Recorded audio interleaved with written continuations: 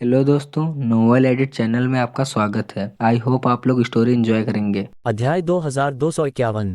3 दिन बाद साहिल ने पेबल्स, बीनी, थॉर, प्रिंसेस ईवी, एल्फ महिलाओं और नैक्ट परिवार के शेष विशिष्ट गार्डों को अपने साथ लेकर वायर के लिए सोल छोड़ दिया। जहां तक उस हवेली की बात थी जिसे उसने अभी खरीदा था, उसने उसे वहीं छोड़ने की योजना बनाई थी। हालांकि बीनी ने इसे बेचने का फैसला किया। उसकी राय में भले ही यह सच था कि साहिल के पास पैसा था, उसे इसे इस तरह बर्बाद नहीं करना चाहिए था। उसने उन सभी नौकरों को भी भुगतान किया और बर्खास्त कर दिया जिन्हें उसने अभी भर्ती किया था। टीम ने 3 गाड़ियां खरीदीं। साहिल और पेबल्स एक में, बीनी दूसरी में एल्फ महिलाओं के साथ और थॉ आखिरी में नैक्ट गार्डों के साथ। तीनों गाड़ियां तेजी से बढ़ीं। फोल बीस्ट का सबसे बड़ा फायदा इसकी गति नहीं बल्कि इसकी स्थिरता थी। अंदर बैठे यात्री को झटके महसूस नहीं होते थे। इसके अलावा फोल बीस्ट्स बिना आराम किए दिनों रात चल सकते थे। चूंकि वे जल्दी में थे और यह कोई फुर्सत की यात्रा नहीं थी, वे जितनी जल्दी वाया पहुंचते उतना ही बेहतर था।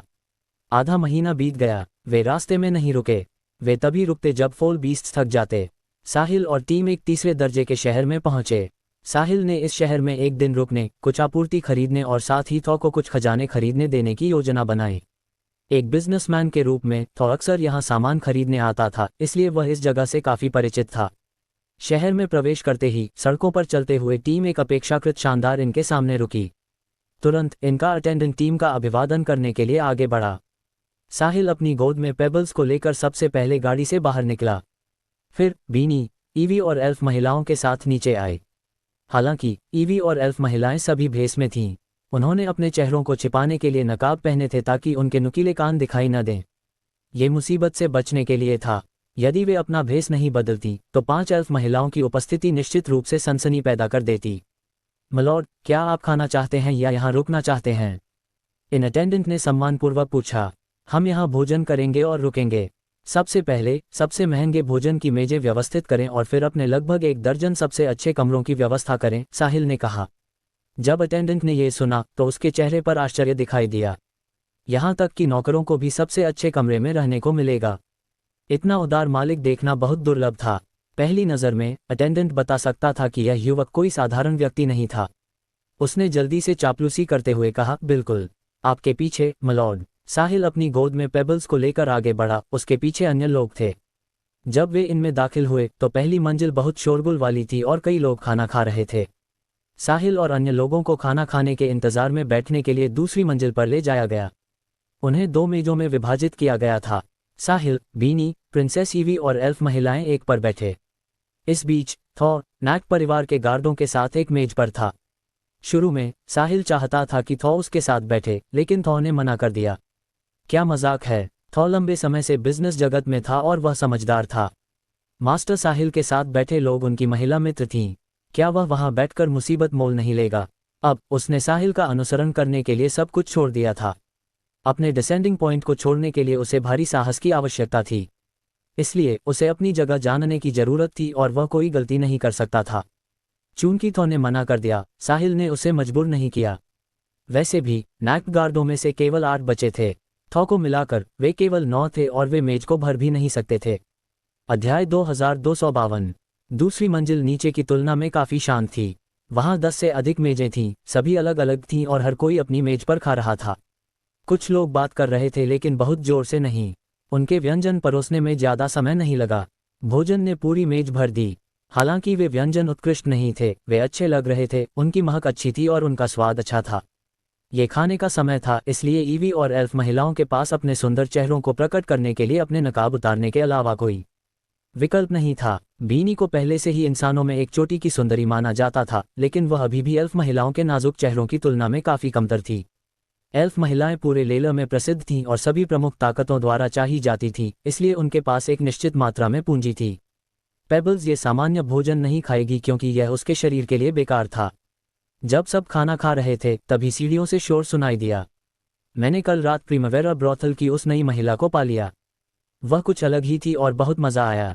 बुरा नहीं है बच्चे, तुमने बहुत सारा पैसा खर्च किया होगा। पैसा कुछ भी नहीं है। खर्च करने के बाद हम इसे वापस कमा सकते हैं। हाँ, सवाल यह है कि तुम पैसा कहाँ से कमाओगे। यह आसान है, मैं बस अपने पिता के 2 खजाने चुरा सकता हूँ और उन्हें बेच सकता हूँ। बुरा नहीं है, बिल्कुल भी बुरा नहीं है। तुम भी ऐसा कर सकते हो। इसे भूल जाओ, मुझे डर है कि मेरे पिता मेरी टांग तोड़ देंगे। एक इन अटेंडेंट ने रास्ता दिखाया। उसके पीछे कई युवक थे जो अमीर परिवारों के बेटों जैसे लग रहे थे। वे चलते हुए गप्पे मार रहे थे और हंस रहे थे। वे दूसरी मंजिल पर नहीं रुके बल्कि सीधे तीसरी मंजिल पर चले गए। केवल हैसियत और पद वाले लोगों को ही तीसरी मंजिल पर जाने की अनुमति थी। साहिल जैसे लोग जिनके पास केवल पैसा था, वे केवल दूसरी मंजिल पर ही खा सकते थे। साहिल को इसकी परवाह नहीं थी। वह कहीं भी खा सकता था। वह सड़क किनारे के स्टॉलों पर भी खाता था, तो वह इसकी परवाह क्यों करेगा। आमतौर पर दोनों पक्षों का आपस में कोई संपर्क नहीं होता। एक तरफ स्थानीय क्षेत्र के शक्तिशाली युवा मालिक थे, जबकि दूसरी तरफ केवल राहगीर थे। हालांकि जैसे ही आखिरी आदमी तीसरी मंजिल की सीढ़ियों पर चढ़ने वाला था, उसने लापरवाही से दूसरी मंजिल पर नजर डाली। नतीजतन उसने साहिल की मेज और खाना खा रही एल्फ महिलाओं को देखा। तुरंत उसकी आंखें आश्चर्य से फटी रह गईं। उसने कसम खाई कि उसने ऐसी महिलाएं कभी नहीं देखी थीं। वे प्रीमवेरा ब्रॉथल की उस नई महिला की तुलना में बहुत सुंदर थीं जिसके बारे में वे चर्चा कर रहे थे। तुरंत उसने उन कुछ लोगों को चिल्लाकर बुलाया जो ऊपर गए थे। रुको, ब्रूटस, क्या तुम हमें डराना बंद कर सकते हो। जो लोग पहले ही ऊपर जा चुके थे वे मुड़े और शिकायत की। नीचे आओ और एक नज़र देखो। ये कुछ अच्छा है, ब्रूटस नाम के युवक ने फिर से कहा। हमें क्या देखना चाहिए, ब्रूटस, क्या तुम खाना खाने के बाद बहुत बोर हो गए हो। दूसरी मंजिल पर देखने के लिए क्या है।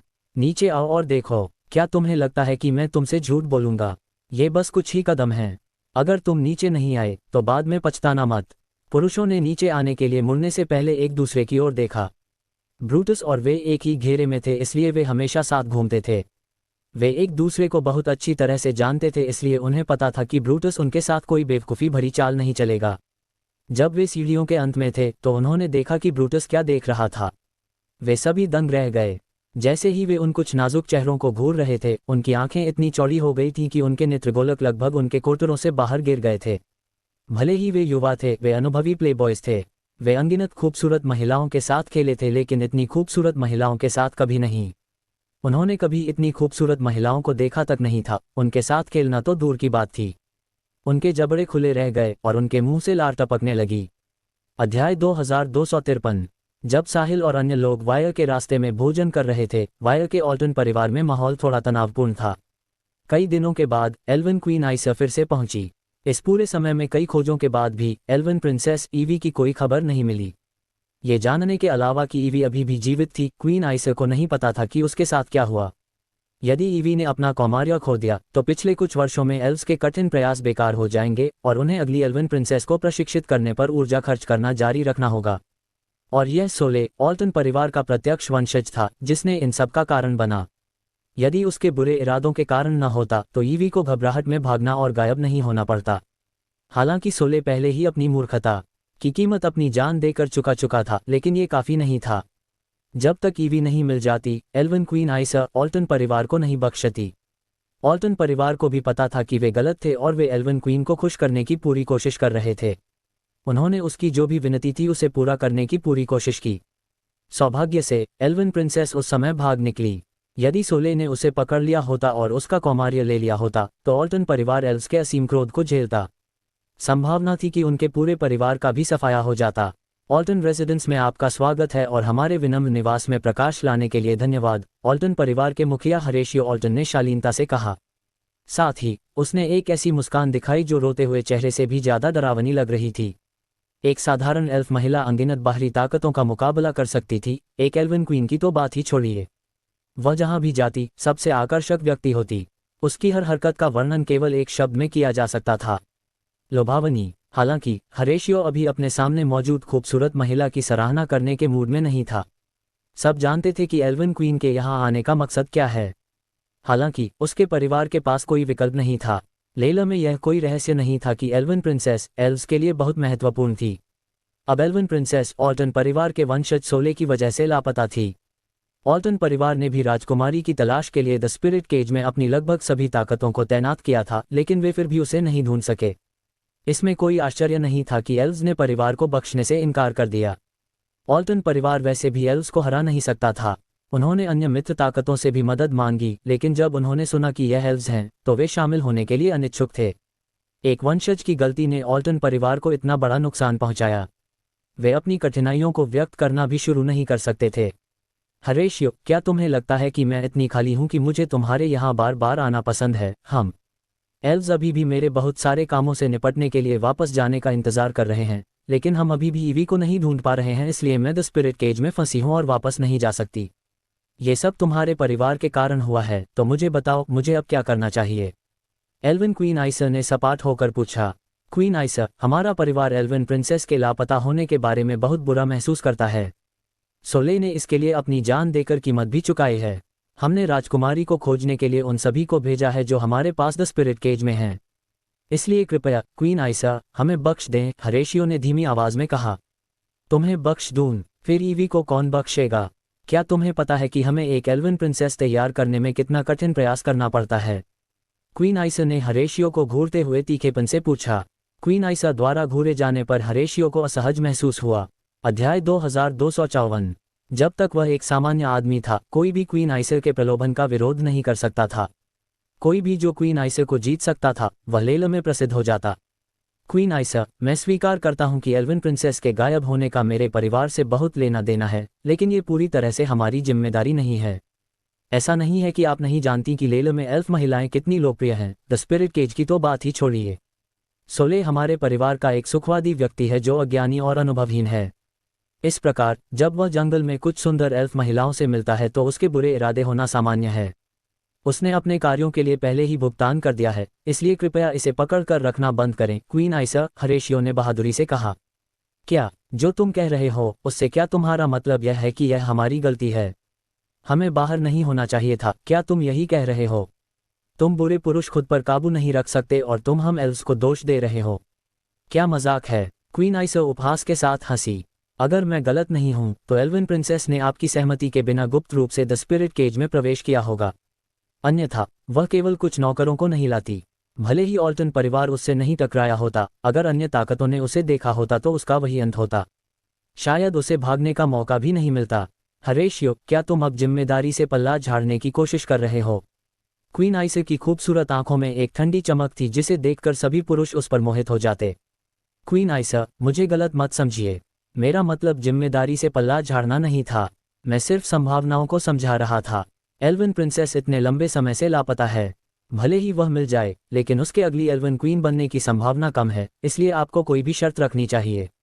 मेरा परिवार उन्हें पूरा करने की पूरी कोशिश करेगा। हरेशियो ने खुले तौर पर आइसे को बताया कि उसके मन में क्या था। उसे ये भी महसूस हुआ कि एल्विन प्रिंसेस के कुंवारी रहने की संभावना बहुत कम थी, इसलिए उसने सीधे आइसे को सच बताया। ऑल्टन परिवार एल्व्स को वह सब कुछ देगा जो वे चाहते हैं जब तक कि यह हमारी शक्ति के भीतर है। इससे कोई फर्क नहीं पड़ता जब तक हम इसे पूरी तरह से हल कर सकें और भविष्य में कोई परेशानी न हो। तार्किक रूप से द स्पिरिट केज सिर्फ एक कल्पना थी। भले ही किसी ने यहाँ अपना कौमार्य खो दिया हो, वे वास्तविक दुनिया में अभी भी कुंवारी होंगी। कोई बदलाव नहीं होगा। समस्या ये थी कि यदि ईवी अगली एल्विन क्वीन बनना चाहती थी तो उसे पिछली एल्विन क्वीन से एक गुप्त तकनीक विरासत में लेनी थी। हालांकि एक एल्फ महिला के पुरुष के साथ सोने के बाद वे इस तकनीक को कभी विरासत में नहीं पा सकेंगी। भले ही वह वास्तविक दुनिया में अभी भी कुंवारी थी, फिर भी वह नहीं कर सकती थी और वह कभी भी एल्विन क्वीन नहीं बन सकती थी। क्वीन आइसा ने सुना तो उसके चेहरे का भाव धीरे धीरे शांत हो गया। ये पहले ही हो चुका था, इसलिए उसे नुकसान की भरपाई करनी थी। यही कारण था कि वह इतनी बार ऑल्टन रेजिडेंस गई। चूंकि हरेशियो ने ऐसा कहा था, उसे अब और छिपाने की जरूरत नहीं थी। ठीक है हरेशियो, जैसा तुम कहते हो, ईवी खुद द स्पिरिट केज में घुस गई थी, इसलिए वह भी इसके लिए जिम्मेदार है। मैं तुम्हारे लिए चीजें मुश्किल नहीं बनाऊंगी। इसके बाद मैं तुम्हें एक सूची दूंगी और तुम उस सूची की हर चीज इकट्ठा करोगे। एक बार जब तुम हमें चीजें भेज दोगे तो यह मामला खत्म हो जाएगा और फिर हम इसकी जांच नहीं करेंगे। सौदा पक्का? हरेशियो तुरंत सहमत हो गया। चूंकि बात इस हद तक बढ़ गई थी, इसलिए इसका अंत इसी तरह होना चाहिए था। ऑल्टन परिवार को भारी नुकसान हुआ और वे अपनी गलती का मुआवजा देंगे। दोनों पक्षों के लिए यह अच्छा नहीं होगा यदि बात बढ़ जाए और उनमें अनबन हो जाए। एल्व्स हमेशा लेला में अच्छे लोग थे और उन्होंने सभी ताकतों को खुश करने के लिए बहुत सी एल्फ महिलाओं को भेजा था। इसलिए हर कोई कम आंकता था कि एल्व्स कितने मजबूत थे। जो कोई भी एल्व्स को नीचा दिखाने की हिम्मत करता उसे भारी नुकसान उठाना पड़ता। दूसरों को छोड़ दें, एल्विन क्वीन की गुप्त तकनीक जो पीढ़ियों से चली आ रही है के बारे में कहा जाता है कि वह स्वर्ग और पृथ्वी को नष्ट करने में सक्षम है। जो कोई भी उन्हें उकसाने की हिम्मत करेगा उसे भारी कष्ट होगा। अध्याय 2255। एल्विन क्वीन आइसर ने हरेशियो के साथ समझौता करने के बाद ऑल्टन रेजिडेंस छोड़ दिया। उसे ईवी को खोजने के लिए खोज जारी रखनी थी। अगर वह अभी भी ईवी को नहीं ढूंढ पाए तो वह केवल वापस जा सकती थी। एल्विन क्वीन के रूप में अभी भी बहुत सी चीजें थीं जिनसे निपटने के लिए वह इंतजार कर रही थी। इसलिए वह हमेशा के लिए द स्पिरिट केज में नहीं रह सकती थी। उसे एक नई एल्विन प्रिंसेस को फिर से तैयार करने को भी कार्यसूची में रखना चाहिए। इस समय के दौरान क्वीन आइसा खाली नहीं बैठी थी। वह हर दिन आसपास के पहाड़ों में भटकती थी, इस उम्मीद में कि उसे ईवी का ठिकाना मिल जाए। फिर भी उसे कुछ नहीं मिल सका। ईवी दुनिया से गायब हो गई लग रही थी। एल्व्स और ऑल्टन परिवार दोनों ने बहुत जनशक्ति लगाई, लेकिन उन्हें एक सुराग तक नहीं मिल सका। तार्किक रूप से कहें तो ईवी बहुत लंबे समय तक द स्पिरिट केज में नहीं रही होगी। वह जिस तरह से यात्रा करना और मस्ती करना पसंद करती थी, उसे देखते हुए ये संभावना नहीं थी कि वह बहुत दूर जाएगी। जब तक कि वह सोले से बचने के बाद मुसीबत में न पड़ गई हो और दूसरों के हाथों में न गिर गई हो।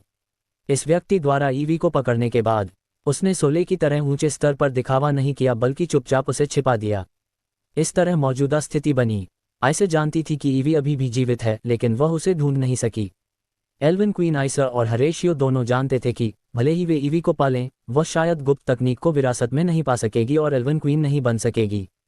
इसलिए ऑल्टन परिवार नुकसान की भरपाई के लिए एल्व्स को भारी कीमत चुकाने को तैयार था। उन 4 एल्फ महिलाओं की तरह जिन्हें सोले ने पकड़ा था। उस रात उनके साथ मजा करने के बाद उसने बाद में उन्हें बुरी तरह प्रताड़ित किया। अगर ईवी पकड़ी गई तो उसे भी उसी हश्र का सामना करना पड़ेगा। इसके बावजूद एल्विन क्वीन आइसर को अभी भी उसे ढूंढना था जिसने ईवी को लिया था। कोई भी एल्विन प्रिंसेस को छू नहीं सकता था। भले ही प्रतिद्वंद्वी स्टार किंगडम की शीर्ष शक्ति हो, उनके पास एक उचित स्पष्टीकरण होना चाहिए। अन्यथा एल्व्स इस मामले को शांत नहीं होने देंगे। एल्व्स ने एक और खोज शुरू की।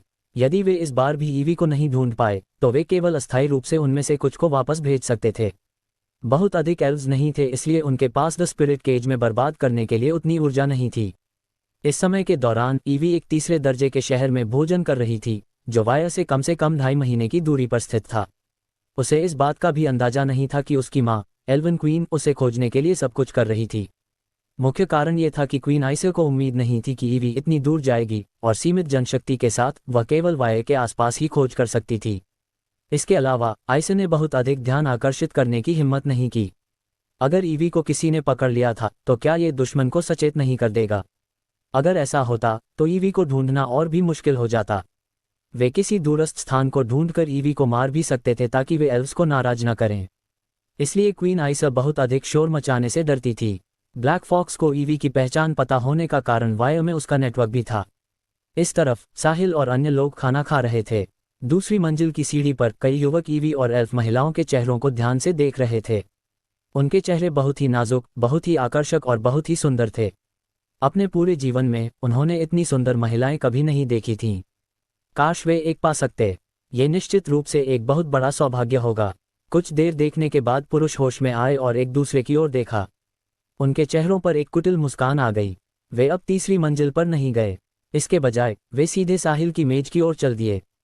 साहिल और अन्य लोग उनके क्षेत्र में थे, तो वे उन्हें जाने क्यों देंगे? भले ही साहिल की पीठ सीढ़ियों की ओर थी, लेकिन अपनी क्षमता के साथ वह पुरुषों की बातचीत सुन सकता था। अध्याय 2256। साहिल ने असहाय महसूस किया। उसे लंबे समय से पता था कि यदि अन्य पुरुष ईवी और अन्य एल्फ महिलाओं को देख लेंगे तो इससे बहुत अनावश्यक परेशानी होगी। यही कारण था कि उसने उनसे एल्व्स के विशेष नुकीले कानों को ढकने के लिए नकाब पहनने को कहा था। अंत में वे अभी भी उम्मीद के मुताबिक खोज ली गईं। वे नकाब पहनकर खाना नहीं खा सकती थीं। साहिल इन लोगों से डरा भी नहीं था। ये सिर्फ एक छोटा तीसरा दर्जे का शहर था, इसलिए भले ही सभी ताकतें मिल जाएं, फिर भी वे साहिल का मुकाबला नहीं कर सकती थीं। फिर भी वह बस मुसीबत पैदा करना और समय बर्बाद करना नहीं चाहता था। अब जब एल्व्स का पता चल गया था तो साहिल कुछ नहीं कर सकता था। उसका जीवन का सिद्धांत हमेशा रहा था कि यदि दूसरे उसे परेशान नहीं करते तो वह दूसरों को परेशान नहीं करेगा। हम मुसीबत पैदा नहीं करेंगे, लेकिन हम निश्चित रूप से मुसीबत से डरते नहीं थे। अगर वे मौत मांगना चाहते थे तो साहिल क्या कर सकता था? हर बार जब उसने किसी को मारा तो वह इसलिए था क्योंकि दूसरा पक्ष ही था जिसने इसकी मांग की थी। साहिल के पास उन्हें मारने के अलावा कोई चारा नहीं था यदि उसे बंद गली में धकेल दिया गया। पुरुष जल्दी से उस मेज पर चले गए जहां साहिल खा रहा था। करीब से देखने के बाद वे दंग रह गए। एक आदमी जो लगभग उनकी उम्र का था 6 सुंदरियों के साथ बैठा था। सभी उन महिलाओं की तुलना में बहुत अधिक सुंदर थीं जिनके साथ वे वर्षों से खेले थे। यहाँ तक कि उनमें से एक जो थोड़ी बड़ी उम्र की और कम अच्छी दिखने वाली थी, वह भी बहुत आकर्षक थी। वह वैसी थी जिससे दूसरों के लिए नज़र हटाना मुश्किल हो जाता। उन 5 युवतियों का तो जिक्र ही क्या, उन्होंने कभी ऐसी नाजुक और सुंदर महिलाएं नहीं देखी थीं। वे ऐसी लग रही थीं जैसे वे सीधे किसी पेंटिंग से बाहर निकलकर आए हों। पुरुषों के मन में केवल एक ही विचार था, उस बच्चे का निश्चित रूप से महिलाओं के साथ अपना तरीका है। ब्रो, तुम कहाँ से हो? मुझे नहीं लगता कि मैंने तुम्हें पहले देखा है, लंबे पुरुषों में से एक ने पूछा। मैं एक लंबी यात्रा पर हूँ और मैं बस इत्तेफाक से यहाँ से गुजर रहा था, इसलिए मैं भोजन और आराम के लिए अंदर आ गया। कृपया हमें परेशान न करें। धन्यवाद, साहिल ने शालीनता से उत्तर दिया। वह मुसीबत शुरू नहीं करना चाहता था। अगर ये लोग चले जाते तो साहिल मुसीबत शुरू नहीं करता। ब्रूटस और अन्य लोग खुश थे। वे स्थानीय नहीं थे। यदि वे कुछ गंदी चालों का उपयोग करते हैं तो वे आज रात महिलाओं के साथ सो सकते हैं और कुछ मजा कर सकते हैं। जैसे ही उन्होंने महिलाओं की ओर देखा, ब्रूटस और अन्य लोगों को अपने शरीर गर्म होते महसूस हुए। वे कुछ मजे के लिए उन्हें एक कमरे में ले जाने का इंतजार नहीं कर सकते थे। ब्रो, तुम ऐसा नहीं कह सकते। चूंकि तुम हमारे क्षेत्र में हो, हम अच्छे मेजबान कैसे नहीं हो सकते? अगर इस बारे में बात बाहर निकल गई तो क्या दूसरे हमें असभ्य नहीं कहेंगे? मैं तुम्हारे भोजन और तुम्हारे रहने का भुगतान करूंगा। ब्रूटस ने अपना सीना थपथपाया और उदारता से कहा। बेशक, वह महिलाओं का ध्यान आकर्षित करने के लिए ऐसा कर रहा था। हाँ, ब्रूटस सही कह रहा है। चूंकि तुम हमारे क्षेत्र में हो, तुम्हें बस हमें तुम्हारे लिए व्यवस्था करने देनी चाहिए। अगर इस बारे में बात बाहर निकल गई तो हम बहुत शर्मिंदा होंगे, दूसरे ने सुर मिलाया। साहिल ने पुरुषों को देखने के लिए अपना सिर घुमाया। उसने देखा कि वे सभी ईवी और महिलाओं को देख रहे थे, लेकिन उन्होंने एक बार भी उसे नहीं देखा। वह कैसे नहीं समझता कि ये पुरुष क्या सोच रहे थे। वे सिर्फ उसके पास जाने का बहाना ढूंढ रहे थे और फिर ईवी और महिलाओं को पाने का मौका ढूंढ रहे थे। साहिल ने अपना सिर थोड़ा हिलाया।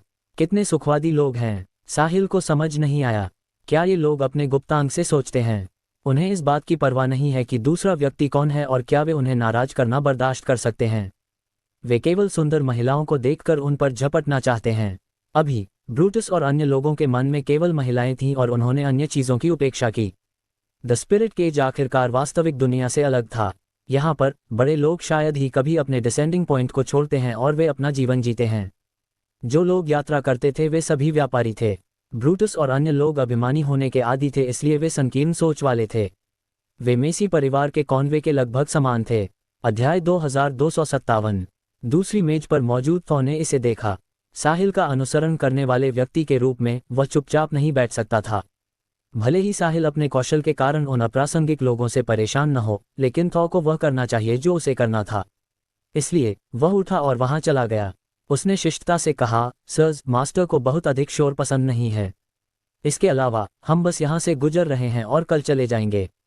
कृपया हमें परेशान न करें, धन्यवाद। ब्रूटस और अन्य लोग खुश नहीं थे। उनके चेहरों से मुस्कान भी धीरे धीरे गायब हो गई। एक नौकर उनसे बात कर रहा था। उसे ऐसा करने का अधिकार किसने दिया? दफा हो जाओ, मैं तुम्हारे मालिक से बात कर रहा हूँ। तुम खुद को क्या समझते हो? तुम बस एक कुत्ते हो। हमारे बीच में बोलने की तुम्हारी क्या औकात है? क्या तुम्हें विश्वास है कि मैं तुम्हारी बदनसीब जीभ काट दूंगा ताकि तुम फिर कभी न बोल सको? ब्रूटस चिल्लाया। थॉ पागल भी नहीं था। वास्तविक दुनिया में उसकी कोई पृष्ठभूमि नहीं थी। जब वह द स्पिरिट केज में आया तो उसके पास कुछ नहीं था। हर दिन वह विभिन्न शहरों में जाता था। उसका अपमान किया गया था और उसे नीचा दिखाया गया था। मजाक उड़ाया जाना और चिढ़ाया जाना उसके लिए सामान्य था। फिर कुछ संचय के बाद उसने सोल में पैर जमा लिए और थोड़ा लोकप्रिय और अमीर व्यापारी बन गया। इन वर्षों में थॉ के अनुभवों ने उसे सिखाया कि पैसा कुछ भी नहीं है। उसके पास पृष्ठभूमि और ताकत होनी चाहिए, अन्यथा यदि वह सावधान नहीं रहा तो उसका कमाया हुआ पैसा दूसरों के पास चला जाएगा। जब वह साहिल से मिला तो थॉ बिना किसी हिचकिचाहट के साहिल का अनुसरण करने और उसे अपने मालिक के रूप में स्वीकार करने के लिए अपने साल भर के संचय को छोड़ने के लिए तैयार था। ऐसा इसलिए था क्योंकि उसे साहिल पर भरोसा करने की उम्मीद थी। यदि नहीं तो वह बस इतनी ही दूर जा सकता था। यदि यह जारी रहता तो अन्य ताकतें उस पर नजर गड़ाना शुरू कर सकती थीं। सर, थॉ कुछ कहना चाहता था लेकिन साहिल ने उसे टोक दिया। मिस्टर रिवर्स, तुम्हें चले जाना चाहिए। मैं इसे संभाल लूंगा। साहिल ने थॉ को इसलिए साथ लिया ताकि थॉ खजाने खरीदने के लिए स्थानीय व्यापारियों से संपर्क कर सके, न कि शिकायतें झेलने के लिए। वह पहले ही पुरुषों के प्रति विनम्र हो चुका था। यदि वे फिर भी जाने से इनकार करते हैं तो उन्हें उसे दोष नहीं देना चाहिए कि उसने उन्हें सम्मान नहीं दिखाया और मुसीबत शुरू की। जी मास्टर, थॉर ने ये कहने के बाद अपनी सीट पर वापस चला गया। उसने वह सब किया जो वह कर सकता था और वह वैसे भी यहाँ के स्थानीय अत्याचारियों को नहीं संभाल सकता था। उनका लक्ष्य स्पष्ट रूप से वे एल्फ महिलाएं थीं जिन्हें साहिल ने बहुत सारा पैसा खर्च करके खरीदा था। दोस्तों, हम यहाँ केवल एक रात के लिए रहेंगे और हम आपसे कोई संबंध नहीं रखना चाहते। इससे पहले कि मुझे गुस्सा आए, कृपया यहाँ से चले जाएं, साहिल ने सपाट स्वर में कहा। वाह बच्चे, हम तुम्हें सम्मान दे रहे हैं, इसलिए तुम्हें पता होना चाहिए कि तुम्हारे लिए क्या अच्छा है। क्या तुम्हें पता है कि तुम कहाँ हो? क्या तुम जानते हो कि हम कौन हैं? तुम्हारी हमें इस तरह से बोलने की हिम्मत कैसे हुई? मुझे लगता है कि तुम जाना नहीं चाहते। ब्रूटस उपहास के साथ हंसा। यहाँ के दृश्य ने इनकी दूसरी मंजिल पर मौजूद अन्य ग्राहकों का ध्यान आकर्षित किया। हालांकि ब्रूटस को देखने के बाद उन्होंने बस चुपचाप अपने सिर झुका लिए और खाना खाना जारी रखा। वे जानते थे कि वे ब्रूटस और उसके गिरोह को नाराज करना बर्दाश्त नहीं कर सकते। साथ ही वे साहिल और उसकी टीम के लिए भी शोक मना रहे थे। यदि वे इन सुखवादियों की विनती पूरी नहीं करते तो वे सुरक्षित रूप से बाहर नहीं जा पाएंगे। मुझे परवाह नहीं है कि आप कौन हैं। मैं इसे फिर से कहूँगा, मेरी नज़रों से ओझल हो जाओ और मेरे भोजन में खलल डालना बंद करो, साहिल ने दोहराया। बच्चे सुनो, तुम मुसीबत में हो। ये बेकार है, भले ही तुम अब हमारे सामने घुटने टेको और माफ़ी मांगो। मुझे चाहिए कि तुम उन लोगों को नाराज करने के परिणामों को जानो जिन्हें तुम नाराज करना बर्दाश्त नहीं कर सकते। ब्रूटस, तुम ऐसा नहीं कह सकते। अगर वह बच्चा हमें मज़ा करने के लिए उन सुंदरियों को उधार देने को तैयार है तो हम अभी भी उसे जाने दे सकते हैं। बहस शुरू करने से उसे सुलझाना आसान है। हमें उन चीज़ों पर हिंसा का उपयोग क्यों करना चाहिए जिन्हें हम शांति से सुलझा सकते हैं? क्या तुम्हें ऐसा नहीं लगता, ब्रो? जैसे ही उन दोनों ने बात की, उनमें से एक ने अपने सबसे करीब वाली एल्फ महिला के चेहरे को छूने के लिए अपना हाथ उठाया। उसने पहले कभी ऐसा सुंदर और मंत्रमुग्ध कर देने वाला चेहरा नहीं देखा था। अध्याय 2258। इसलिए वह कुछ समय से उसे छूना चाहता था। जब उसने सोचा कि वह उस रात महिलाओं के साथ कुछ मज़ा कर सकता है तो वह बहुत उत्साहित महसूस कर रहा था। हालांकि इससे पहले कि वह महिला को छू पाता, वह दर्द से कराह उठा। उसका शरीर पीछे की ओर उड़ गया। बूम! फिर वह पास की दीवार से टकराया और बेहोश हो गया। साहिल ने ऐसा नहीं किया था। इसके बजाय ये साहिल के पास बैठी बीनी थी। नाइटिंगेल सिटी, जहां नैक्ट परिवार स्थित था, वह भी एक तीसरे दर्जे का शहर था। चूंकि वह द स्पिरिट केज में नैक्ट परिवार की प्रभारी थी, बीनी कमजोर नहीं थी। उसकी पहचान कम से कम यहाँ की कुछ प्रमुख ताकतों के प्रभारी व्यक्ति के समान होनी चाहिए। उसके सामने मौजूद कुछ सुखवादी उसके लिए तुच्छ थे। वे शायद नस और निविया के समान ही थे, शायद उनसे भी हीन। शुरू में निविया बीनी के साथ सोल आई थी, लेकिन सिल्वर फ्लड ड्रैगन और बीस्ट क्रिस्टल बेचने के बाद बीनी और परिवार के मुखिया ने बीनी को साहिल के साथ रहने देने पर चर्चा की, इसलिए निविया के नाइटिंगेल सिटी वापस लौटने की व्यवस्था की गई। अचानक हुए इस दृश्य ने ब्रूटस, उसके दोस्तों और दूसरी मंजिल के अन्य ग्राहकों को चौंका दिया। उन सभी ने अविश्वास में बीनी की ओर देखा। वे विश्वास नहीं कर पा रहे थे कि उसने किसी को चोट पहुंचाने की हिम्मत की। ब्रूटस और उसके दोस्तों ने पहली बार इसका सामना किया था, इसलिए वे दंग रह गए। वे इतने सालों से अभिमानी थे कि वे हमेशा दबंग रहे थे। उन्होंने दूसरों को उन्हें परेशान करने की अनुमति कब दी थी? तुम। ब्रूटस ने बीनी की ओर इशारा किया। काफी देर तक हकलाने के बाद भी वह एक पूरा वाक्य नहीं बना सका। मैं बहुत लंबे समय से खुद को रोक रही हूँ। तुम बेकार बदमाश, तुम दूसरों को परेशान करने के अलावा कुछ नहीं कर सकते। मास्टर साहिल तुम्हें मौका देने के लिए पर्याप्त दयालु हैं और तुम पर ध्यान नहीं देना चाहते। हालांकि न केवल तुमने इसकी सराहना की, बल्कि तुम अभी भी हमें परेशान करना चाहते हो। मेरा स्वभाव खराब है और चूंकि तुमने मुसीबत मांगी है, इसलिए तुम मुझे दोष नहीं दे सकते, बीनी ने ठंडे स्वर में कहा। उस समय साहिल ने अपने कांटे चम्मच नीचे रख दिए और स्तब्ध पुरुषों की ओर मुड़ा। आमतौर पर अगर मैं तुम्हें पीटता हूं तो तुम्हारे परिवार के बड़े वापस आएंगे, है ना? अब मदद के लिए किसी को ले आओ। मैं इंतजार करूंगा। अगर तुम्हें देर हो गई तो हम चले जाएंगे। चूंकि उन्होंने कार्रवाई शुरू कर दी थी, इसलिए उसे बस इस सबका एक साथ निपटारा कर देना चाहिए, जैसा उसने कॉनवे के साथ किया था, और अब आगे कोई परेशानी नहीं थी। ब्रूटस और उसके दोस्तों के होश में आने के बाद उन्होंने डर के मारे बीनी की ओर देखा और धीरे धीरे पीछे हट गए। जब वे उस व्यक्ति के पास पहुंचे जो बीनी के कारण बेहोश हो गया था, तो वे उसे उठाने के लिए झुके। चुपचाप जाने से पहले उन्होंने साहिल और बाकी लोगों की ओर देखा। वे मूर्ख नहीं थे, वे जानते थे कि कोई भी तत्काल नुकसान नहीं उठाना है। उसके हमले में प्रदर्शित ताकत को देखते हुए ये स्पष्ट था कि जिस महिला ने कार्रवाई की वह दुर्जय थी और उनके पास उसके खिलाफ कोई मौका नहीं था। इसलिए उनका सबसे अच्छा विकल्प अस्थायी रूप से पीछे हटना और प्रतिशोध के लिए बाद में लौटने के लिए किसी और को ढूंढना था। यह उनका क्षेत्र था, तो वे साहिल और उसकी टीम को उनके दोस्त को घायल करने के बाद कैसे जाने दे सकते थे? कितना भ्रमपूर्ण। जहां तक सुखवादियों के जाने की बात थी, साहिल ने कुछ नहीं कहा। उसने बस ईवी की ओर देखा और पूछा, प्रिंसेस ईवी, हमने तुम्हें डराया तो नहीं, है ना? मुझे खेद है, मास्टर साहिल। हमारी वजह से आप मुसीबत में पड़ गए, ईवी ने माफी मांगते हुए कहा।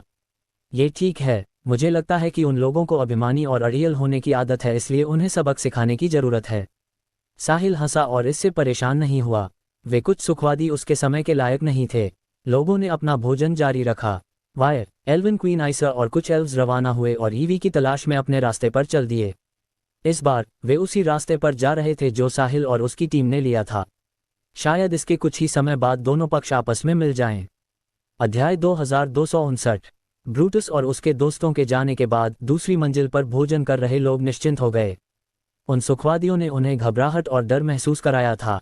शायद वे सालों से इन पुरुषों द्वारा आतंकित थे। कोई भी जो इनकी दूसरी मंजिल पर भोजन कर सकता था वह साधारण नहीं था। वे मालिक थे जो व्यवसाय चलाते थे और जिनके पास पैसा था। स्थानीय प्रमुख ताकतों का सामना करते समय वे केवल खुद को नीचा दिखा सकते थे और उन्हें नाराज करने की हिम्मत नहीं करते थे। सर, आपको अब चले जाना चाहिए। ब्रूटस निश्चित रूप से अब मदद के लिए बुला रहा है। उनके परिवार ही इस शहर के नियम तय करते हैं। जो कोई भी उन्हें नाराज करता है उसका अंत भयानक होता है। हाँ, जब तक उन्हें कुछ पसंद आता है उन्हें उसे हासिल करना ही पड़ता है। अब चले जाना ही सबसे अच्छा विकल्प होगा। यदि नहीं तो जब वे मदद के साथ वापस आएंगे तो आप नहीं जा पाएंगे। इनकी दूसरी मंजिल पर मौजूद ग्राहकों ने आपस में चर्चा शुरू कर दी कि साहिल को चले जाना चाहिए। उन्हें नहीं लगता था कि साहिल जैसे राहगीर के पास प्रमुख परिवारों से लड़ने की शक्ति होगी। भले ही हर कोई चाहता था कि ब्रूटस और सुखवादी किसी सख्त व्यक्ति से मिलें जो उन्हें सबक सिखाए ताकि वे इतने दबंग न हो, लेकिन यह अवास्तविक था। वे लोग इतने सालों से अभिमानी थे और कभी कुछ नहीं हुआ था। आप सभी की दयालुता के लिए धन्यवाद। चूंकि वे बच्चे इतने भयानक हैं जैसा कि आप कहते हैं, मैं आपके लिए उनसे छुटकारा पा लूंगा ताकि आप भविष्य में शांति से रह सकें, साहिल ने शांति से कहा। सर, आपको कोई अंदाजा नहीं है। इसे भूल जाए, मुझे नहीं लगता कि आप वैसे भी मेरी बात सुनेंगे। अपना ख्याल रखें, मैं पहले चलता हूँ। अपने भोजन का आनंद लें। ग्राहकों में से एक ने ये कहने के बाद आह भरी। फिर वह उठा और चला गया। वह इसमें शामिल नहीं होना चाहता था। उसने साहिल पर विश्वास नहीं किया और सोचा कि साहिल सिर्फ डींग मार रहा है। एक बार जब वह चला गया तो दूसरा भी उठा और शिष्टता से साहिल को अलविदा कहा। यदि वे अब नहीं निकले तो जब ब्रूटस और उसके दोस्त वापस आएंगे तो वे नहीं जा पाएंगे। जब ऐसा होगा तो निर्दोष भी पकड़े जाएंगे। जल्द ही दूसरी मंजिल के सभी ग्राहक चले गए, जिससे साहिल और उसकी टीम रह गई। सब लोग खाना जारी रखें। इसे अपनी भूख को प्रभावित न करने दें। हम इतने लंबे समय से सड़क पर हैं और हमें आखिरकार कुछ अच्छा खाने को मिला है। खाना बर्बाद मत करो, धीरे धीरे खाओ। हमें यहाँ सब कुछ खत्म करना चाहिए, साहिल ने कहा। जी मास्टर, थॉर और गार्डो ने जोर से उत्तर दिया। चूंकि उनके नियोक्ता ने ऐसा कहा था, वे केवल पालन कर सकते थे। उन्होंने साहिल की असली ताकत देखी थी। जब मेसी परिवार ने साहिल से लड़ाई लड़ी तो उनके लगभग 100 पावर हाउसेस का सफाया हो गया था। उनमें सोल के मेयर बेजिल भी थे। उस लड़ाई ने एक बार फिर सोल को पुनर्गठित कर दिया था। तो क्या हुआ अगर एक छोटे से तीसरे दर्जे के शहर की सभी ताकतें एकजुट हो गईं?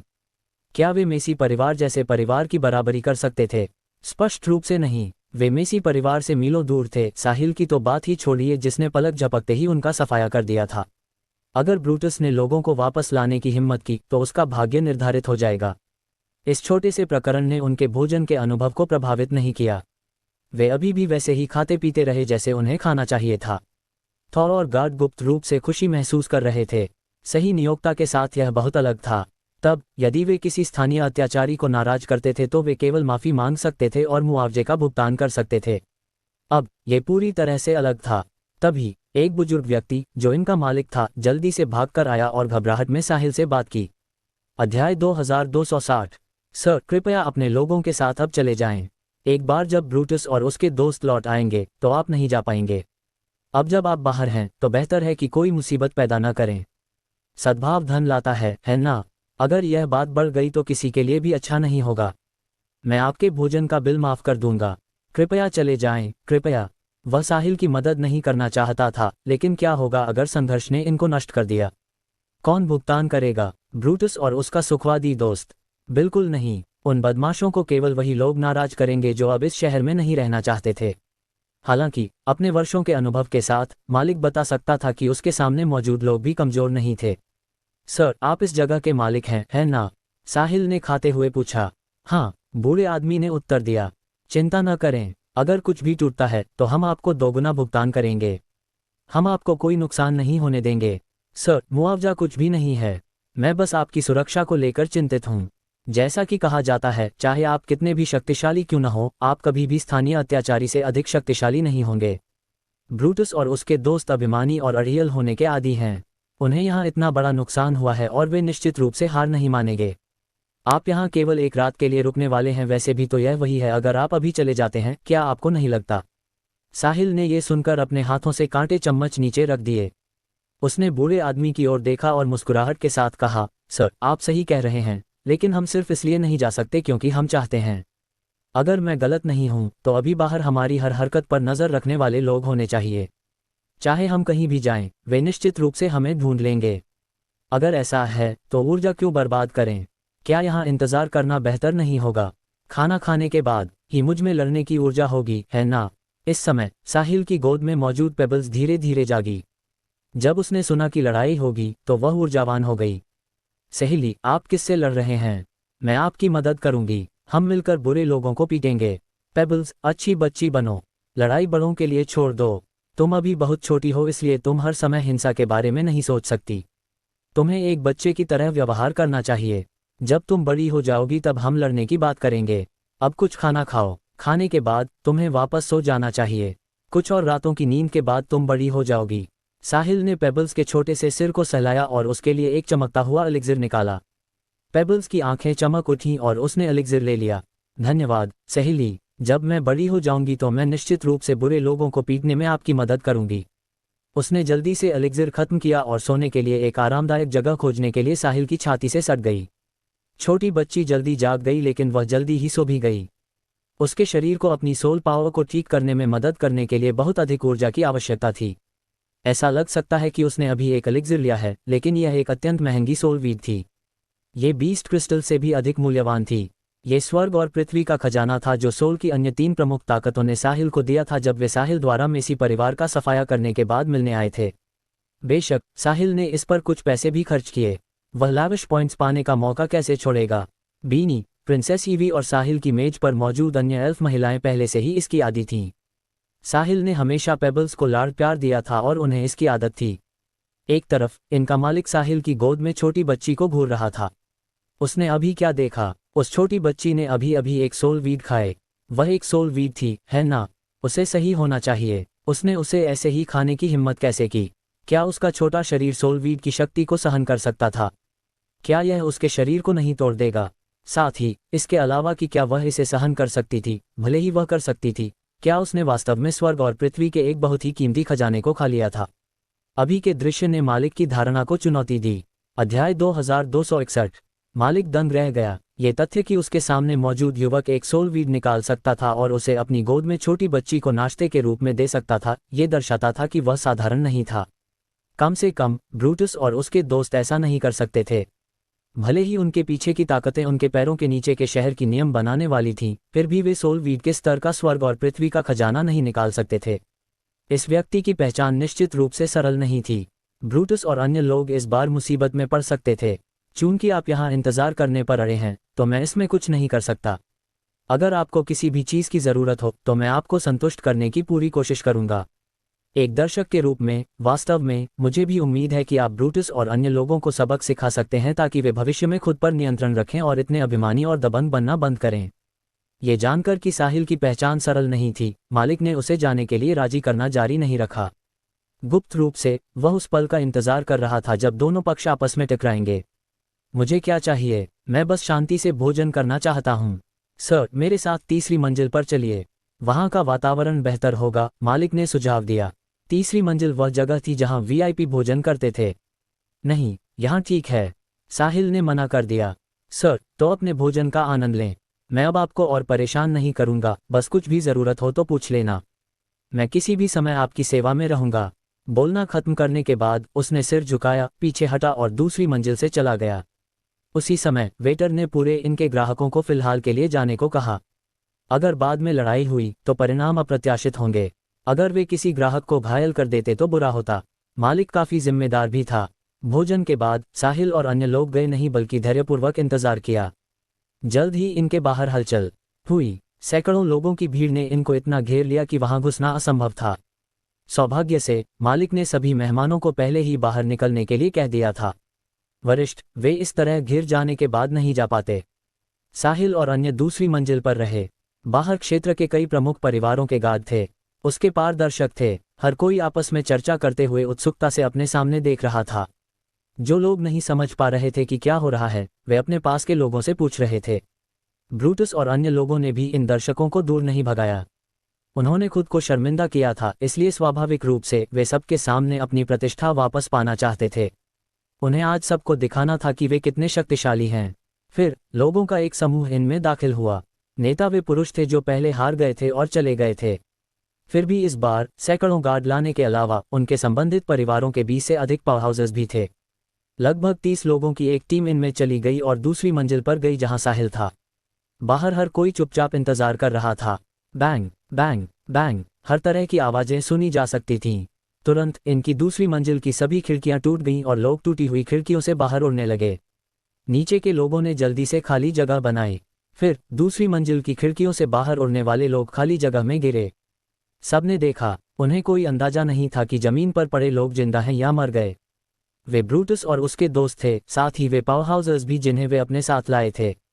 फिर साहिल की आवाज गूंजी, मुझे आज एक उचित स्पष्टीकरण चाहिए। यदि नहीं तो आपके परिवारों को अस्तित्व में रहने की आवश्यकता नहीं होगी। दफा हो जाओ। आखिरी शब्द ऐसा लगा जैसे स्वर्ग से आया हो। उसकी आवाज ने इनको घेरे हुए 100 से अधिक गार्डों को 10 मीटर पीछे उड़ा दिया। अजीब बात यह थी कि दर्शकों पर कोई असर नहीं पड़ा।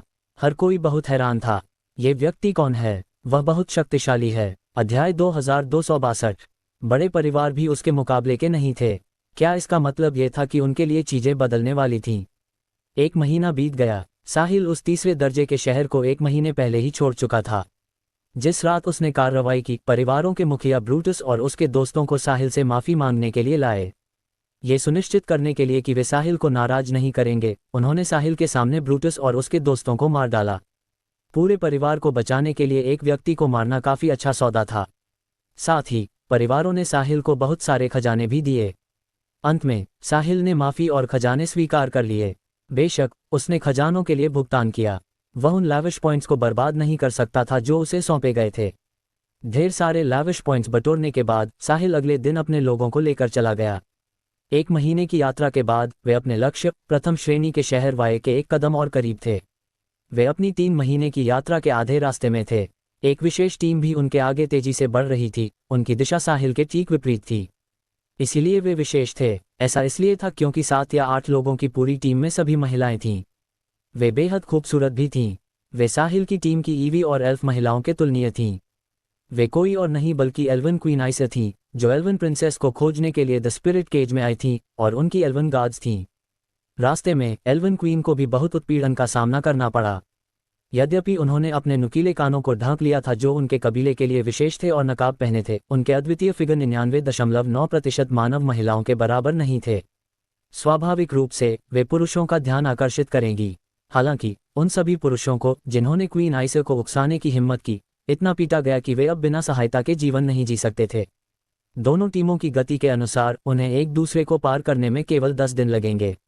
ईवी को कोई अंदाजा नहीं था कि उसकी मां एल्वन क्वीन उसे खोजते हुए द स्पिरिट केज में आई थी। वह अभी भी साहिल द्वारा उसे एम्बर सिटी भेजने का इंतजार कर रही थी, जो द स्पिरिट केज के 8 मुख्य शहरों में से एक है। एल्व्स का वहां एक डिसेंडिंग पॉइंट था और केवल एम्बर सिटी के माध्यम से ही ईवी वास्तविक दुनिया में लौट सकती थी। एल्वन प्रिंसेस के रूप में ईवी अपने कबीले को नहीं छोड़ सकती थी और केवल एल्वन फॉरेस्ट में रह सकती थी। वह तब तक नहीं जा पाएगी जब तक कि वह अपनी मां की विरासत स्वीकार नहीं कर लेती और उनका पद नहीं संभाल लेती। एल्वन फॉरेस्ट में पली बड़ी होने के कारण ईवी बाहरी दुनिया के बारे में उत्सुक थी। वह ये भी जानती थी कि उसे बाहर नहीं जाना चाहिए, इसलिए वह एक अलग जीवन का अनुभव करने की उम्मीद में द स्पिरिट केज में छिपकर घुस गई। हालांकि अप्रत्याशित रूप से द स्पिरिट केज में प्रवेश करने के कुछ ही समय बाद उसे संकट का सामना करना पड़ा और वह जिन 8 दासियों को अपने साथ लाई थी उनमें से 4 पकड़ी गईं। अंत में वह भी पकड़ी गई। सौभाग्य से कुछ उतार चढ़ाव के बाद ईवी की मुलाकात साहिल से हुई, जो एक अजीब मानव व्यक्ति था। एल्फ महिलाएं, जिन्हें अन्य सामान्य पुरुष मना नहीं कर सकते थे, साहिल के सामने अपना आकर्षण खोती हुई लग रही थीं। वह महिलाओं में बिल्कुल भी दिलचस्पी नहीं रखता था और ईवी को कोई अंदाजा नहीं था कि क्या उसके साथ कुछ गलत था। अगर ऐसा था तो ये बहुत अफसोस की बात होगी। आखिरकार साहिल की शक्ल और ताकत के साथ वह महिलाओं के लिए अपरिहार्य होगा। बेशक इनमें से किसी का भी उससे कोई लेना देना नहीं है, क्योंकि ईवी की पहचान का मतलब था कि उसका कोई पुरुष नहीं हो सकता। अध्याय 2263। 10 दिन बाद एक अज्ञात पहाड़ पर विशाल जड़ों और घनी शाखाओं वाले विशाल पेड़ की चोटी पर एक सुंदर आकृति खड़ी थी। वह पेड़ की चोटी पर चुपचाप खड़ी थी, सुंदर आंखों से दूर अंतहीन हरे जंगल को देख रही थी। पता नहीं वह क्या सोच रही थी। अचानक उसके पीछे एक आकृति दिखाई दी, एक घुटने के बल बैठ गई और सम्मानपूर्वक सूचना दी, योर मैजेस्टी, हमने आसपास के क्षेत्र में तलाश की है और राजकुमारी का कोई निशान नहीं है। पेड़ की चोटी पर खड़ी व्यक्ति एल्वन क्वीन आइसा थी। एल्फ पावर हाउसेस और ऑल्टन परिवार के लोगों ने वायर को केंद्र मानकर सभी दिशाओं में तलाश शुरू कर दी। उन्होंने अपनी चुनी हुई दिशा में तलाश की, लेकिन उन्हें अभी भी एल्वन प्रिंसेस ईवी का कोई सुराग नहीं मिला। समय के साथ क्वीन आइसा कबीले के बुजुर्गों द्वारा डाले गए दबाव को मुश्किल से सहन कर सकी, इसलिए वह केवल कबीले के मामलों को संभालने के लिए वापस जा सकती थी। हालांकि वह राजी नहीं थी। एल्वन प्रिंसेस ऐसे ही गायब नहीं होगी। चाहे जिसने भी ये किया हो, उन्हें एल्व्स को स्पष्टीकरण देना होगा। क्या तुम्हें लगता है कि ईवी को गैंगस्टरों ने उठा लिया है? क्वीन आइसा ने पूछा। ये संभव है। इसकी कितनी संभावना है? इसकी बहुत संभावना है। यदि राजकुमारी को बंदी नहीं बनाया गया होता तो वह एल्व्स का अद्वितीय निशान छोड़ देती। हालांकि हमने इतनी ऊर्जा खर्च की और इतने समय तक खोज की और हमें ये केवल एम्बर सिटी और वायर के बीच मिला। इसका मतलब केवल ये हो सकता है कि यह तब छोड़ा गया था जब राजकुमारी पकड़ी नहीं गई थी। तो भले ही हम और अधिक ऊर्जा खर्च करें, हमें कुछ नहीं मिलेगा। हाँ, यदि राजकुमारी को पकड़ने वाले व्यक्ति के कुछ संबंध हैं और उसे पता चलता है कि हमने वायर में ऑल्टन परिवार के साथ क्या किया, तो वे निश्चित रूप से राजकुमारी को छिपा देंगे और कभी कुछ उजागर नहीं करेंगे, क्योंकि वे जानते हैं कि हम उन्हें ढूंढ रहे हैं। इसके अलावा हम जितने अधिक चिंतित होंगे और जितनी अधिक शक्ति लगाएंगे, राजकुमारी उतने ही अधिक खतरे में होगी। तो क्या हमें तलाश छोड़ देनी चाहिए? ईवी एल्वन प्रिंसेस है और अब वह दुर्व्यवहार सह रही होगी। एल्वन क्वीन के रूप में मैं राजी नहीं हूँ। आइसा ने अपना सिर हिलाया। योर मैजेस्टी, हम राजकुमारी की तलाश नहीं छोड़ रहे हैं, लेकिन हमें अपनी अधिकांश ताकत वापस लेनी होगी और अपने कुछ जासूसों को यहाँ द स्पिरिट केज में छोड़ना होगा। राजकुमारी को पकड़ने वाले व्यक्ति को जब लगेगा कि स्थिति अब तनावपूर्ण नहीं है, तभी वे खुद को प्रकट करेंगे। यह इस तरह से अधिक कुशल हो सकता है और यह कम से कम हमारी सुरागहीन खोजों से बेहतर है। क्वीन आइसा ने और कुछ नहीं कहा। वह देख सकती थी कि एल्वन गार्ड्स क्या सोच रहे थे। हालांकि वह बस हार मानकर वापस नहीं जाना चाहती थी। फिर भी उसके पास अब जाने के अलावा कोई विकल्प नहीं था। कबीले के बुजुर्ग उसे वापस जाने के लिए कह रहे थे और फिर भी ईवी की तलाश में रत्ती भर भी प्रगति नहीं हुई थी। सभी कबीले वालों से कहो कि तुरंत खाली करें और ले लौटें। इसके बाद हम भी वापस जाएंगे। ये वह रास्ता है जिसे ईवी ने चुना था और वह इसके परिणाम भुगतेगी। शायद ईवी की किस्मत में ऐसा ही कुछ होना लिखा था, क्वीन आइसा ने हल्के से कहा। उसके स्वर में कोई भावना नहीं थी और केवल सामान्य शांति थी। एल्वन क्वीन के रूप में, जिसने एल्व्स को गौरव की ओर ले जाया और सभी द्वारा प्रशंसित की गई, उसे कोई भी भावना नहीं दिखाने की आदत थी। भले ही वह आग बबूला थी और ईवी को पकड़ने वाले व्यक्ति के टुकड़े टुकड़े कर देना चाहती थी, फिर भी वह इसे अपने चेहरे पर नहीं दिखाएगी। क्वीन आइसा की जैविक बेटी न होने के बावजूद ईवी आइसा के साथ पली बढ़ी और दोनों अविभाज्य थे। ईवी भोजन के लिए दयापूर्वक रोने वाली बच्ची से अब एक पतली और सुंदर राजकुमारी बन गई थी। क्वीन आइसा ने ईवी में बहुत खून पसीना बहाया था। जब उसने अपनी आंखों के तारे के साथ एक बदमाश द्वारा दुर्व्यवहार किए जाने के बारे में सोचा तो एल्वन क्वीन गुस्से से फट जाना चाहती थी। जी, योर मैजेस्टी, एल्वन गार्ड सम्मानपूर्वक पीछे हट गया जबकि क्वीन आइसा अपनी जगह से नहीं हिली। अध्याय 2264। वह एम्बर सिटी लौटने से पहले सब कुछ तय होने का इंतजार कर रही थी। उसके बाद डिसेंडिंग पॉइंट का उपयोग करके वह मामलों के पहाड़ को संभालने के लिए वास्तविक दुनिया में लौट जाएगी। एल्वन क्वीन के पास एल्व्स में सबसे बड़ी शक्ति थी, इसलिए उसे सब कुछ खुद तय करने की जरूरत थी।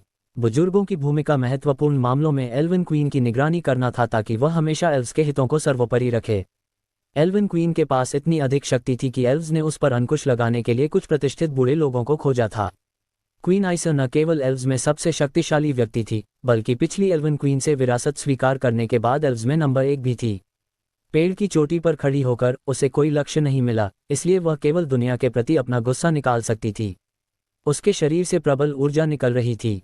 Chirp, squawk. सैकड़ों किलोमीटर के दायरे वाले घने जंगल में अनगिनत पक्षी और जानवर इस ऊर्जा से विचलित हो गए।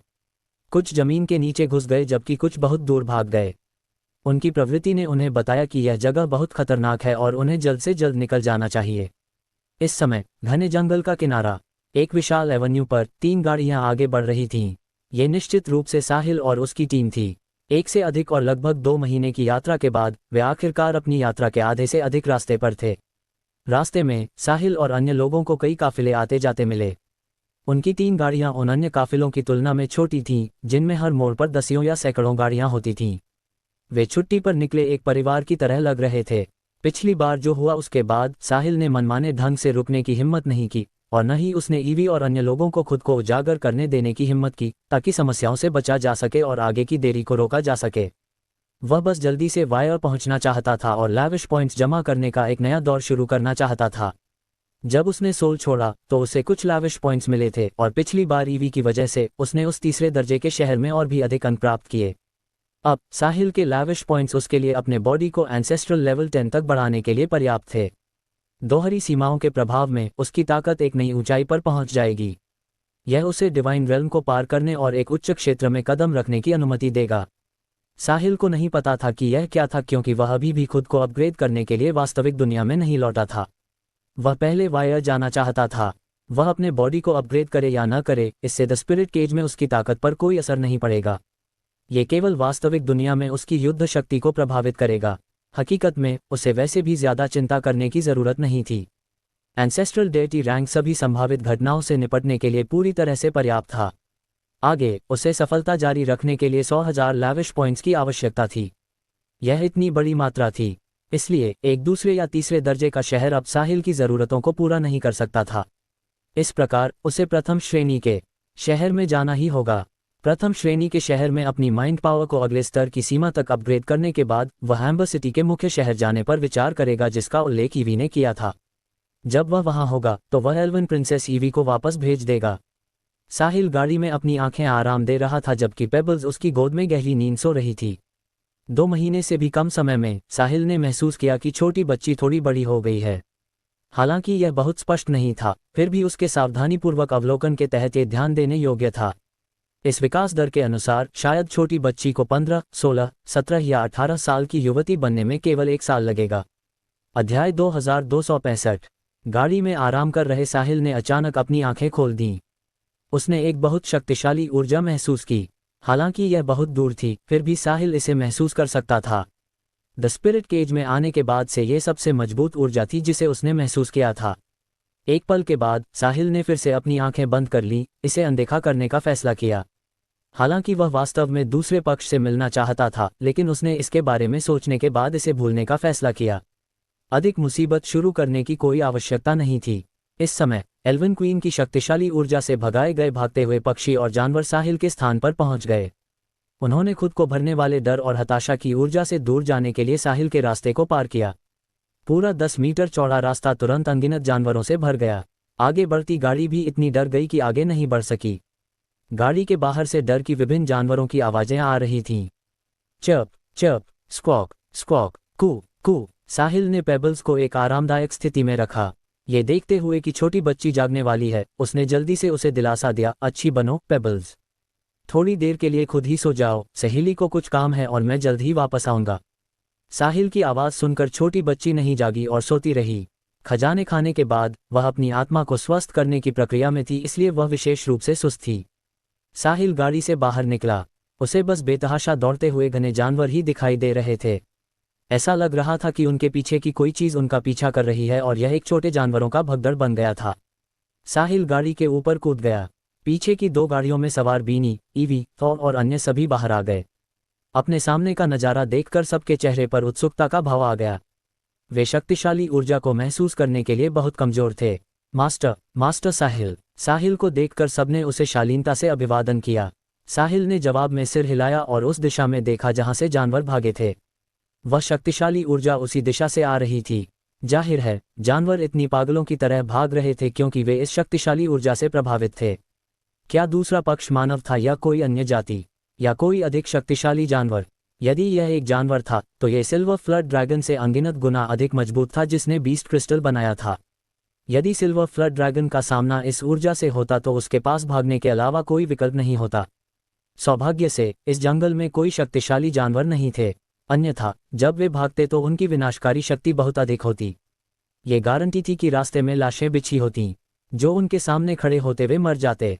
साहिल सोच रहा था कि क्या उसे जाकर देखना चाहिए। वैसे भी रास्ता अब बंद था, इसलिए वह चाहकर भी हिल नहीं सकता था। तभी उसे एक आवाज़ सुनाई दी, मास्टर साहिल, क्या आप जानते हैं कि क्या हो रहा है? प्रिंसेस ईवी ने उत्सुकता से पूछा। यहाँ तक कि ईवी, जो बचपन से जंगल में रहती थी, पहली बार इस स्थिति का सामना कर रही थी। जिस एल्वन फॉरेस्ट में वह रहती थी वहाँ भी कई छोटे जानवर थे, लेकिन वे कभी इतने बड़े पैमाने पर दिखाई नहीं दिए थे। ईवी के पूछने के बाद बीनी और अन्य लोगों ने भी अपनी उत्सुकता भरी निगाहें उधर घुमाईं। हर कोई जानना चाहता था। उस दिशा में एक बहुत मजबूत ऊर्जा है और मुझे लगता है कि इन जानवरों को इससे खतरा महसूस हो रहा है, इसलिए वे भागने का विकल्प चुनते हैं। साहिल ने जानवरों के पीछे जंगल की गहराइयों की ओर इशारा करते हुए कहा। मजबूत? कितनी मजबूत ये कहना मुश्किल है। दूसरा पक्ष बहुत दूर है, इसलिए मैं केवल अस्पष्ट रूप से इसे महसूस कर सकता हूँ। साहिल ने अपना सिर हिलाया। उसे वास्तव में प्रतिद्वंद्वी की विशिष्ट ताकत के बारे में कोई अंदाजा नहीं था। उसे ये भी नहीं पता था कि वह कोई इंसान है या कोई अन्य जाति या कोई ऐसा जानवर जिसमें कोई बुद्धि नहीं बल्कि केवल प्रवृत्ति है। ईवी ने उस दिशा में देखा जहां साहिल इशारा कर रहा था। यह अफसोस की बात थी कि वह इतनी कमजोर थी कि वह एल्वन क्वीन आइसे की ऊर्जा को महसूस नहीं कर सकती थी, अन्यथा यह उसके लिए परिचित होती। अध्याय 2266। आखिरकार वह क्वीन आइसे के साथ पली बड़ी थी और उन्हें बहुत अच्छी तरह से जानती थी। मास्टर, चून की प्रतिद्वंद्वी बहुत शक्तिशाली है, इसलिए रास्ता बंद होने के कारण हम अब आगे नहीं बढ़ पाएंगे।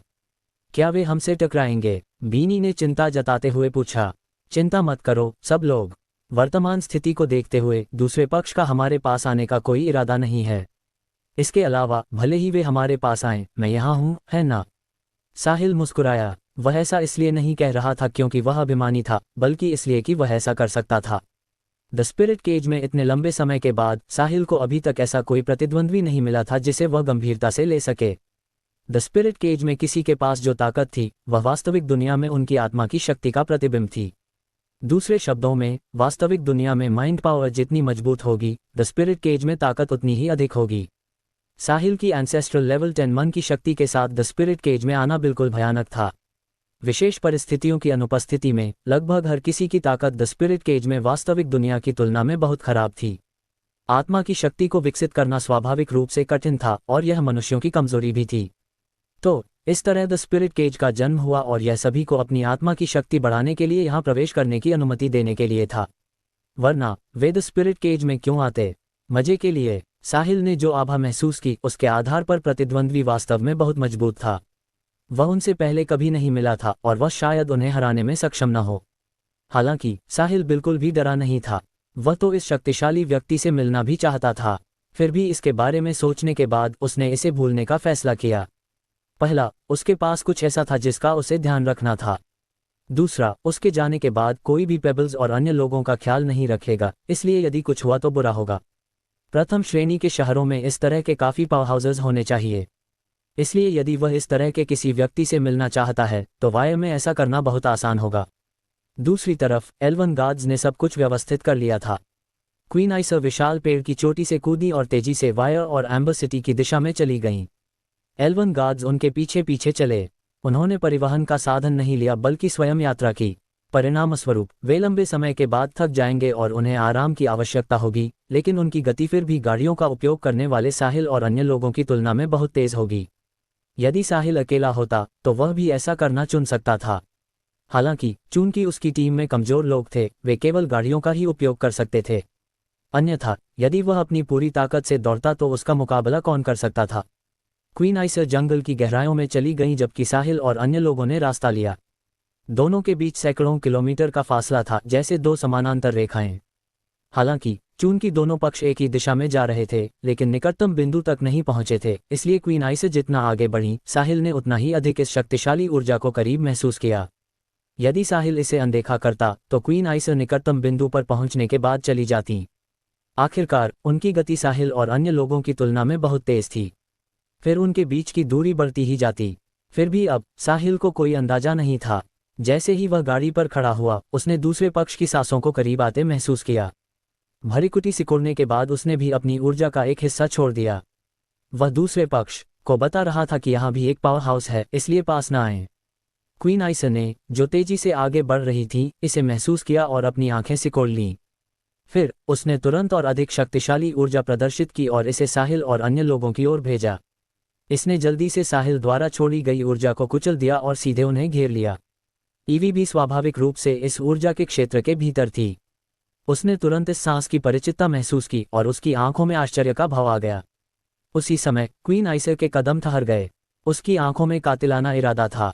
वह अपने पीछे मौजूद एल्वन गार्ड्स की आंखों के सामने पलक झपकते ही ओझल हो गई और केवल एक वाक्य छोड़ गई, मैंने ईवी को पा लिया है, मैं अभी वहां जाऊंगी। अध्याय 2267। एल्वन क्वीन आइसर शीर्ष गति से साहिल और अन्य लोगों की ओर झपटी। अभी उसने न केवल एक शक्तिशाली शक्ति को महसूस किया, बल्कि एल्वन प्रिंसेस ईवी की ऊर्जा को भी महसूस किया, जिसे वे इतने समय से खोज रहे थे। दोनों के मेल से क्वीन आइसर के मन में पहले से ही कुछ भविष्यवाणियां थीं।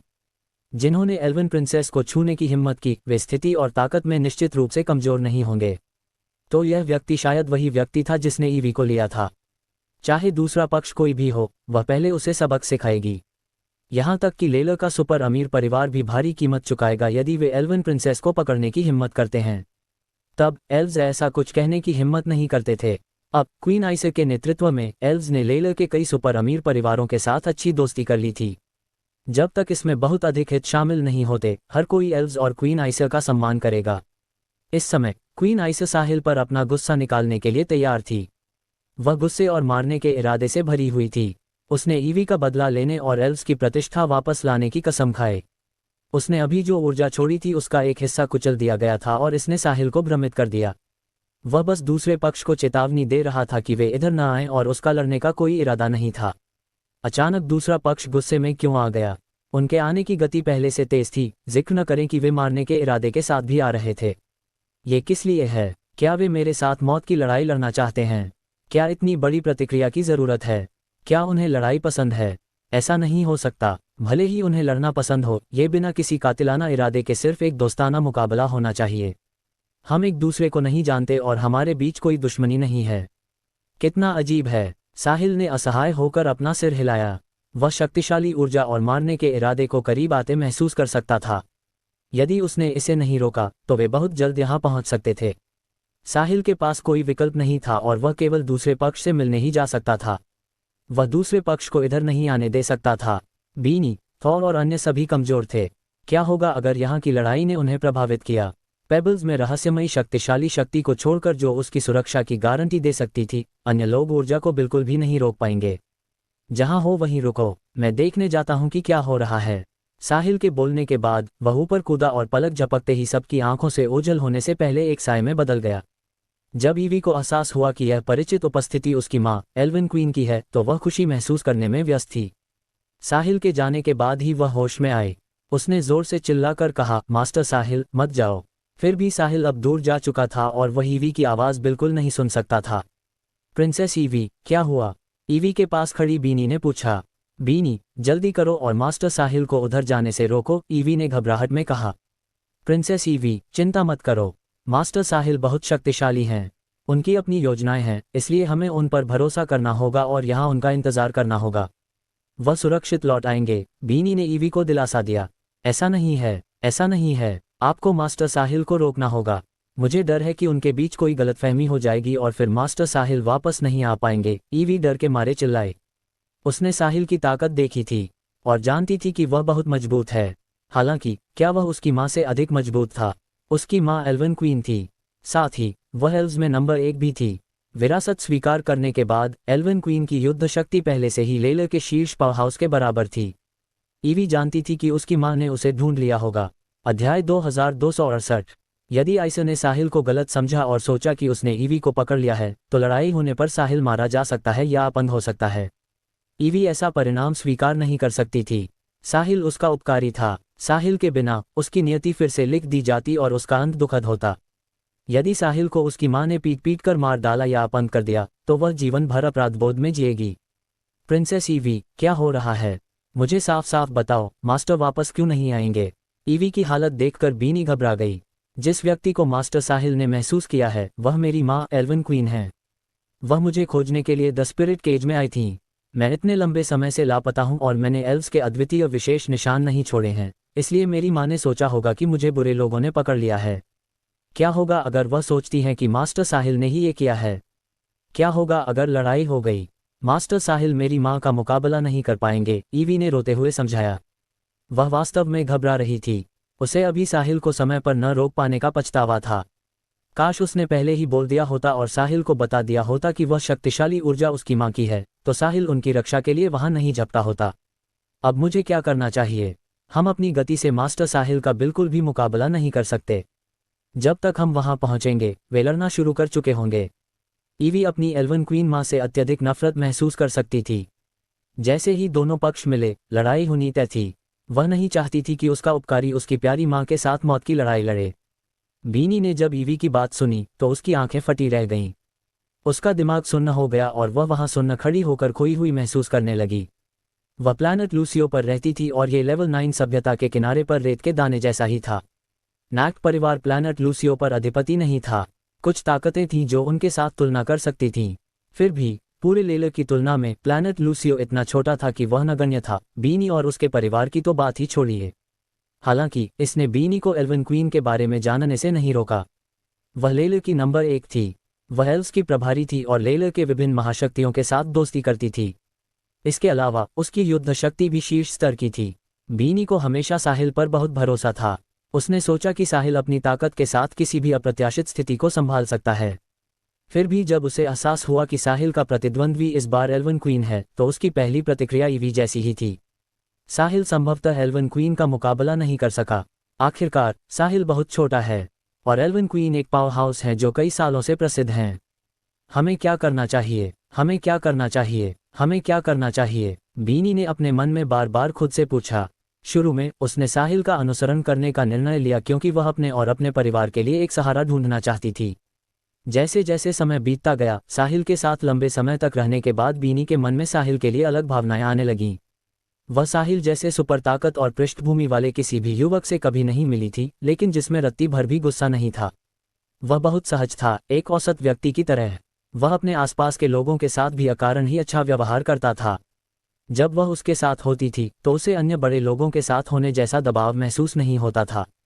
उसके लिए इस बात की चिंता करने की कोई ज़रूरत नहीं थी कि उसे अच्छा न करने के लिए दंडित किया जाएगा और फटकार लगाई जाएगी। बीनी को साहिल के साथ रहना पसंद आने लगा था। वह हर दिन खुश और निश्चिंत रहती थी। भले ही वह सिर्फ एक नौकरानी थी, साहिल ने उसके साथ कभी वैसा व्यवहार नहीं किया। उसे ऐसा स्वामी कहाँ मिल सकता था? उद्धरण। इसलिए बीनी उन लोगों में से एक थी जो नहीं चाहती थी कि साहिल को कुछ भी हो। अध्याय 2269। पी प्रिंसेस ईवी, क्या आप सुनिश्चित हैं? जिस पावर हाउस का मास्टर साहिल ने जिक्र किया वह वास्तव में एल्वन क्वीन है? बीनी ने कांपती आवाज में पूछा। हाँ, मेरी माँ और मैं तब से साथ रहे हैं जब मैं छोटी थी और मैं उनकी ऊर्जा से बहुत परिचित हूँ। इसलिए मैं गलती नहीं करूंगी, ईवी ने निश्चितता के साथ उत्तर दिया। तो हमें क्या करना चाहिए? बीनी, हमें मास्टर साहिल और मेरी माँ को रोकना होगा, अन्यथा वे निश्चित रूप से लड़ेंगे। मुझे डर है कि मास्टर साहिल को चोट लग जाएगी। ईवी इसलिए नहीं डरी थी कि साहिल को चोट लग जाएगी। अगर यह सिर्फ एक छोटी सी चोट होती तो यह कुछ भी नहीं होता। हालांकि वह अपनी माँ के स्वभाव को जानती थी। वह शायद साहिल को सीधे मार ही डालेंगी। साहिल वह उपकारी था जिसने उसे बचाया था, लेकिन क्या होगा अगर उसकी माँ ने उसे गलत समझा और पीट पीट कर मार डाला? यदि ऐसा हुआ तो ईवी जीवन भर आत्मग्लानि में जिएगी। साहिल और क्वीन आइसर जंगल के ऊपर से उड़ते हुए दो उल्कापिंडों की तरह लग रहे थे। उनकी गति इतनी तेज थी कि चक्कर आ जाए। वे अभी सामने थे, लेकिन फिर पलक झपकते ही ओझल हो गए। उनके लिए 100 किलोमीटर से अधिक की दूरी दसियों मीटर से अलग नहीं थी। दोनों उल्कापिंड टकराने ही वाले थे कि उनमें से एक रुक गया। स्वाभाविक रूप से साहिल ही वह था जो रुका था। उसे अभी भी समझ नहीं आया था कि क्या हो रहा है। उसे कोई अंदाजा नहीं था कि दूसरा पक्ष असीम कातिलाना इरादे के साथ क्यों आया और वह कोई कदम उठाने को तैयार नहीं था। अगर वे केवल एक दोस्ताना मुकाबला चाहते थे तो साहिल अभी भी हाँ कह देता। वह काफी समय से अपनी युद्ध शक्ति की सीमा को आजमाना चाहता था। इतने समय से द स्पिरिट केज में आने के बाद उसे अभी तक ऐसा कोई नहीं मिला था जिसे वह गंभीरता से ले सके। अब प्रतिद्वंद्वी स्पष्ट रूप से यहाँ एक दोस्ताना मुकाबला करने के लिए नहीं बल्कि मौत की लड़ाई लड़ने के लिए है। साहिल को ये संवेदनहीन जीवन मरण की लड़ाई पसंद नहीं थी। उसे कम से कम कारण तो पता लगाना ही था। मेरे मित्र, क्या मैं जान सकता हूँ कि इसका क्या अर्थ है? साहिल ने जोर से पूछा। आवाज़ एल्विन क्वीन आइसर के कानों तक बिल्कुल सही पहुंची। हालांकि एल्विन क्वीन इस समय उसकी बात कैसे सुनेगी। दूरी जितनी कम हुई, वह उतनी ही स्पष्टता से ईवी की उपस्थिति महसूस कर सकी। उसे यह जानने के लिए सोचने की जरूरत नहीं थी कि उसके सामने खड़ा ये छोकरा वही है जिसने ईवी को लिया था। अब वह बस अपने दिल में लंबे समय से दबे गुस्से को निकालना चाहती थी। वह अपने सामने वाले इस छोकरे को अपंग करने के बाद ही कुछ तय करेगी। भाड़ में जाओ, क्वीन आइसर ने दांत पीसते हुए चिल्लाकर कहा। वह अब साहिल से ज्यादा दूर नहीं थी। साहिल ऐसे अनुचित प्रतिद्वंद्वी का सामना करते हुए काफी असहाय महसूस कर रहा था। वह कारण जाने बिना इस तरह की लड़ाई में शामिल नहीं होना चाहता था, लेकिन दूसरे पक्ष ने उसे मौका नहीं दिया। दूसरा पक्ष पहले ही यहाँ था, इसलिए वह बस वहाँ खड़ा नहीं रह सकता था और दूसरे पक्ष को खुद को पीटने नहीं दे सकता था। चूंकि वे लड़ना चाहते थे तो साहिल उनकी इच्छा पूरी करेगा। दूसरे पक्ष ने कई बार साहिल की सद्भावना को अनदेखा किया था और साहिल थोड़ा पागल हो गया था। इसलिए वह बिना किसी हिचकिचाहट के ऊपर गया। बूम! दोनों उल्कापिंड टकरा गए। कान फाड़ देने वाली आवाज उनके चारों ओर फैल गई। उनके मिलन बिंदु के नीचे पेड़ गायब हो गए और एक विशाल गड्ढा बन गया। 10 किलोमीटर के दायरे में जंगल अस्त व्यस्त हो गया। ये टक्कर बहुत जोरदार थी और विनाश भी बहुत बड़ा था। याद रखना होगा कि यह द स्पिरिट केज था, वास्तविक दुनिया नहीं। वास्तविक दुनिया में साहिल जैसे एंसेस्ट्रल डेटी के लिए उंगलियों के एक झटके से किसी ग्रह को नष्ट करना आसान होता। फिर भी द स्पिरिट केज की युद्ध शक्ति वास्तविक दुनिया के स्तर से बहुत दूर थी। अगर एक प्रहार से इतना नुकसान हो सकता है तो इसका मतलब था कि लड़ाई के दोनों पक्ष द स्पिरिट केज के सुपरपावर्स थे। बीनी और ईवी साहिल और क्वीन आइसर को रोकने के लिए निकलने ही वाली थीं। बूम! अध्याय 2270। एक जोरदार धमाका हुआ, फिर टक्कर की शॉकवेव्स आईं। बीनी और प्रिंसेस ईवी बेखबर पकड़ी गईं और गाड़ी से बाहर उड़ गईं। जब दोनों फिर से खड़े हुए तो उन्होंने एक दूसरे की ओर देखा और वे एक दूसरे की आंखों में गहरी चिंता देख सकते थे। सब खत्म हो गया, सब खत्म हो गया। अपनी ताकत के साथ वे लड़ाई के इस स्तर के करीब जाने के बारे में सोच भी नहीं सकते थे। वे इतनी दूर थे और फिर भी लड़ाई के बाद का परिणाम उनके लिए असहनीय था। यदि वे जबरन पास गए तो केवल एक ही परिणाम होगा और वह होगा झटके वाली लहरों से मारा जाना। थॉर और नैक्ट परिवार के गार्डों की आंखों में भी डर दिखाई दे रहा था। ये बहुत शक्तिशाली है। उन्होंने अपने जीवन में कभी इतने शक्तिशाली व्यक्ति का सामना नहीं किया था। एक भीषण टक्कर के बाद आकाश में सन्नाटा छा गया। साहिल और क्वीन आइसा हवा में कई किलोमीटर की दूरी पर खड़े थे। इस समय उन्होंने आखिरकार अपने प्रतिद्वंद्वियों का रूप स्पष्ट रूप से देखा। साहिल के आश्चर्य के लिए दूसरा पक्ष नकाब वाली एक महिला निकली। क्वीन आइसा को उम्मीद नहीं थी कि जो बिना किसी चोट के उसके प्रहार को झेल सकता है वह वास्तव में एक युवा लड़का है। इतनी कम उम्र में उसकी सोल पावर अजीब तरह से मजबूत थी। ऐसा लग रहा था कि वह वास्तव में आसमान छूती पृष्ठभूमि वाला लड़का था। कोई आश्चर्य नहीं कि उसने ईवी को पकड़ने की हिम्मत की। साहिल की छवि ने क्वीन आइसर के अनुमान की और पुष्टि कर दी। साधारण लोग एल्विन प्रिंसेस को पकड़ने की हिम्मत कैसे करेंगे? जब उसने ये सोचा तो क्वीन आइसर की आंखों में कातिलाना इरादा और मजबूत हो गया। कातिलाना इरादा महसूस करते हुए साहिल ने भरीकुटी से कुड़ी। क्या इस महिला के दिमाग में कुछ खराबी है? हमारी कोई शिकायत नहीं है तो मिलते ही वह मुझे मारने की कोशिश क्यों कर रही है? नहीं, उसने हमारे मिलने से पहले ही इरादा दिखा दिया था। माम, ऐसा नहीं लगता कि हम पहले कभी मिले हैं और हमारी कोई दुश्मनी नहीं है। तो इसका क्या मतलब है? साहिल ने भारी आवाज में पूछा। क्या तुम बता नहीं सकते? मैं तुम्हें मारना चाहती हूँ, जाहिर है। क्वीन आइसर ने सीधे जवाब दिया। क्यों? क्या मुझे तुम्हारे जैसे बिएस्टेड से निपटने के लिए किसी कारण की आवश्यकता है? क्वीन आइसर ने उपहास किया। साहिल क्वीन आइसर की बातों से चकित था। वह 1 साल से भी कम समय से द स्पिरिट केज में था। उसे लगा कि वह काफी कानून का पालन करने वाला है और उसने कभी भी कोई हानिकारक या जघन्य कार्य नहीं किया है। वह तभी हमला करेगा जब दुश्मन उसे मजबूर करेगा और अंतिम उपाय के रूप में। वह बिएस्टेड कैसे बन गया?